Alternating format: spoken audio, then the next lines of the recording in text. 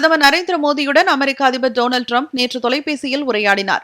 இந்த உரையாடலின் போது ஹோர்முஸ் நீரிணையை திறக்க வேண்டியதன் முக்கியத்துவம் குறித்தும், மத்திய கிழக்கு நாடுகளின் போர் சூழல் குறித்தும் இரு தலைவர்களும் ஆலோசித்ததாக இந்தியாவுக்கான அமெரிக்க தூதர் செர்ஜியோ கோர் வெளியிட்டுள்ள சமூக வலைதள பதிவில் தெரிவித்துள்ளார். ஈரானின் மின் நிலையங்கள் மீதான தாக்குதலை 5 நாட்களுக்கு ஒத்திவைப்பதாக அமெரிக்கா அறிவித்துள்ள நிலையில் இந்த தொலைபேசி உரையாடல் முக்கியத்துவம் பெறுகிறது. இதேபோல பிரதமர் நரேந்திர மோடி இலங்கை அதிபர் அனுரகுமார திசாநாயக்கேவுடன் தொலைபேசியில் உரையாடினார்.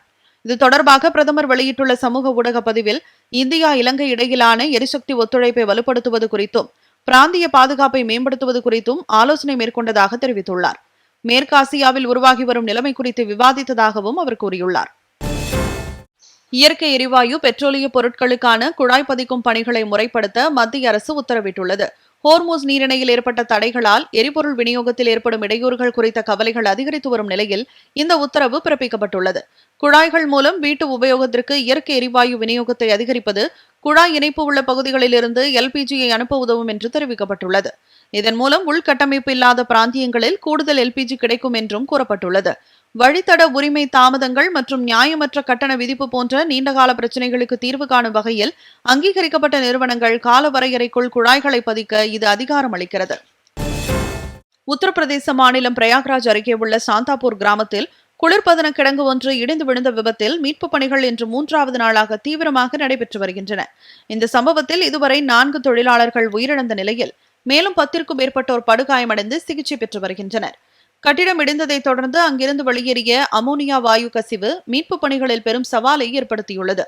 நச்சுக்காற்று பரவியுள்ள சூழலிலும் இடிபாடுகளுக்குள் சிக்கியுள்ளவர்களை மீட்கும் பணியில் மீட்புக் குழுவினர் தொடர்ந்து ஈடுபட்டுள்ளனர். குஜராத் மாநிலம் பாவ்நகர் மாவட்டத்தின் பர்வாலா கிராமத்தில் உள்ள ஒரு விவசாய கிணற்றில் தவறி விழுந்த சிறுத்தை ஒன்று பத்திரமாக மீட்கப்பட்டது. கிணற்றுக்குள் சிறுத்தை தத்தளிப்பதை கண்ட அப்பகுதி மக்கள் உடனடியாக வனத்துறையினருக்கு தகவல் தெரிவித்தனர். தகவல் அறிந்து வந்த வனத்துறையினர் நீண்ட நேர போராட்டத்திற்கு பிறகு சிறுத்தையை பாதுகாப்பாக மீட்டனர். மீட்கப்பட்ட சிறுத்தைக்கு முதற்கட்ட மருந்து பரிசோதனைகள் செய்யப்பட்டு பின்னர் அது வனப்பகுதிக்குள் விடுவிக்கப்பட்டது. திருநங்கைகள் சட்டத்திருத்த மசோதாவை மத்திய அரசு உடனே நிறுத்தி வைக்க வேண்டும் என முதலமைச்சர் மு.க.ஸ்டாலின் வலியுறுத்தியுள்ளார். இதுகுறித்து முதலமைச்சர் எக்ஸ் தளத்தில் வெளியிட்டுள்ள பதிவில், திருநங்கைகள் உரிமைகள் பாதுகாப்பு சட்டம் 2019 முன்மொழியப்பட்டுள்ள திருத்தங்களை அந்த சட்டத்தால் பாதிக்கப்படக்கூடிய மக்களின் கருத்துக்களை கேட்காமல் வலுக்கட்டாயமாக நிறைவேற்ற முடியாது என்று கூறியுள்ளார். பாதுகாப்பு என்ற பெயரில் உருவாக்கப்பட்ட ஒரு சட்டத்தை அந்த சமூகமே எதிர்க்கும் போது அது திணிப்பாக இருக்கக்கூடாது என்றும், மாறாக மறுபரிசீலனை செய்யப்பட வேண்டும் என்றும் முதலமைச்சர் குறிப்பிட்டுள்ளார். மத்திய பாஜக அரசு இந்த திருத்தங்களை முன்னெடுப்பதற்கு முன் சற்று நிதானித்து திருநங்கைகளுடன் கலந்துரையாடி அவர்களின் உண்மையான உடன்பாட்டை பெற வேண்டும் என முதலமைச்சர் ஸ்டாலின் தெரிவித்துள்ளார். அதிமுக பொதுச் செயலாளரும் எதிர்க்கட்சித் தலைவருமான எடப்பாடி பழனிசாமி இன்று சென்னையில் தேர்தல் பிரச்சாரத்தை தொடங்குகிறார். தமிழக சட்டப்பேரவைத் தேர்தல் ஏப்ரல் 23ஆம் தேதி நடைபெறவுள்ள நிலையில் தொகுதி பங்கீட்டை இறுதி செய்யவும் பணியில் திமுக மற்றும் அதிமுக முழுவீச்சில் ஈடுபட்டுள்ளன.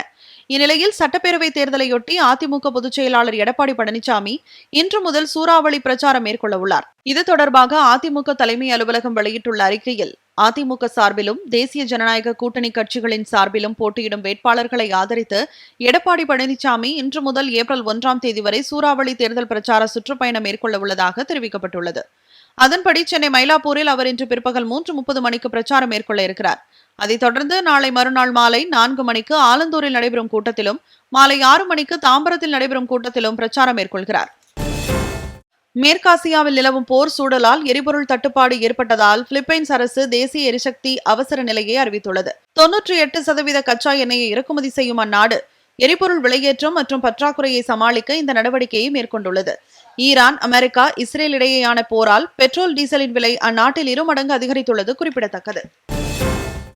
ஈராக்கின் எர்பில் மாகாணத்தில் ஈரான் நடத்திய ஏவுகணை தாக்குதலில் 6 பேர் உயிரிழந்தனர். சுமார் 30 பேர் காயமடைந்தனர். சோரன் மாவட்டத்தில் உள்ள ராணுவ நிலைகள் மீது 6 ஏவுகணைகள் தாக்கியதாக குர்திஸ்தான் பிராந்தியத்தின் பெஷ்மெர்கா விவகார அமைச்சகம் தெரிவித்துள்ளது. இந்த தாக்குதல் சட்டவிரோதமான செயல் என்றும் இது சீரான அண்டை நாட்டு உறவுகளின் கொள்கைகளை மீறும் செயல் என்றும் கூறப்பட்டுள்ளது. சமீபத்திய வாரங்களில் வடக்கு ஈராக்கை குறிவைத்து ஈரானின் ராணுவ நடவடிக்கைகள் தீவிரமடைந்து வரும் நிலையில் இந்த தாக்குதல் நடைபெற்றுள்ளது.